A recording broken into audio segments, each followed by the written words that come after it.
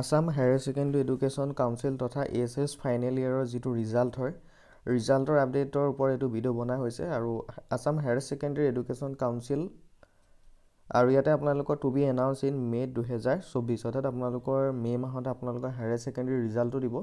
তো ৰিজাল্টৰ কিবা আপডেট আহিছে নেকি? আৰু ইতিমধ্যে অসমৰ শিক্ষামন্ত্ৰী ডাঙৰীয়াই উল্লেখ কৰিছিলে যে মে মাহৰ অৰ্থাৎ প্ৰথমটো সপ্তাহতে আপোনালোকৰ হায়াৰ ছেকেণ্ডেৰী ৰিজাল্টটো ওলাব। তো অৰ্থাৎ আপোনালোকৰ আজিও ওলাব পাৰে। 5 মে'ৰ ভিতৰতে তেওঁলোকে ৰিজাল্টখিনি দিব বুলি কৈছিলে। আজি হৈছে 1 মে' তাৰিখ। আপোনালোকৰ আজি ওলাব পাৰে বা কাইলৈ ওলাব পাৰে, হয়তো 5 মে'ৰ ভিতৰতে বা প্ৰথম সপ্তাহতে আপোনালোকৰ ৰিজাল্টখিনি ওলাই যাব। আৰু ৰিজাল্টখিনি কোনো ধৰণৰ আগতীয়াকৈ ন'টিচ নিদিয়ে, লগালগ আপোনালোকৰ ৰিজাল্টখিনি ৱেবছাইটত ন'টিচ এটা দি পিনি আপডেট কৰিম বুলি কৈছিলে। যিহেতু আমি ইয়াতে যিটো ASSৰ ৰিজাল্ট হয়, ৰিজাল্টৰ লিংক মই ডেছক্ৰিপশ্যনত ডাইৰেক্ট দি ৰাখিছোঁ। আপোনালোকে 9টা বা 10টা বজাৰ আগত চাব। আৰু যোৱা বছৰ বা তাৰ আগৰ ৰিজাল্টবিলাকৰ কথা যদি চাবলৈ যায়, ৰাতিপুৱা 9টা বজাৰ ৰিজাল্টখিনি ডিক্লেয়াৰ কৰে। সেইটোকে আপোনালোকে প্ৰায় 9টামান বজাত বা 10টামান বজাত মই যিটো লিংক ডেছক্ৰিপশ্যনত দিয়া আছে, আপোনালোকে ইয়াতে আহিব।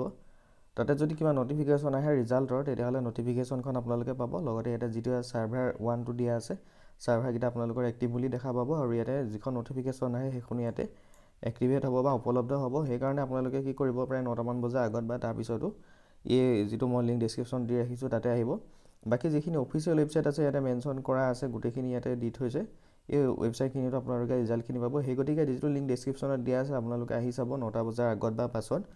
ইয়াতে যেতিয়াই আপোনালোকৰ কিবা ন'টিফিকেশ্যন আহে, ইয়াতে অফিচিয়েল ৰিজাল্ট ন'টিফিকেশ্যন ইয়াতে উপলব্ধ হ'ব। সেই গতিকে আপোনালোকে প্ৰায় 9টা বজাৰ আগত পিছত চাব পাৰে ৰিজাল্ট, কাৰণ সেইটো টাইমতে দিয়ে। তো এইখিনি আছিলে। এতিয়ালৈকে কোনো ধৰণৰ অফিচিয়েলি পষ্ট বা টুইটাৰত কোনো ধৰণৰ এনাউন্সমেণ্ট কৰা নাই ৰিজাল্টৰ ওপৰত, আৰু তেনেকুৱা কোনো ধৰণৰ আগতীয়াকৈ ন'টিচ নিদিয়াকৈ ডাইৰেক্ট ৰিজাল্টখিনি দিয়াৰ কথা আছে। তো এইখিনি আছিলে ইনফৰ্মেশ্যনখিনি। আজি হয়তো ৰিজাল্ট দিবও পাৰে বা নিদিবও পাৰে। 5 মে' আগতে আপোনালোকে ৰিজাল্টখিনি পাব।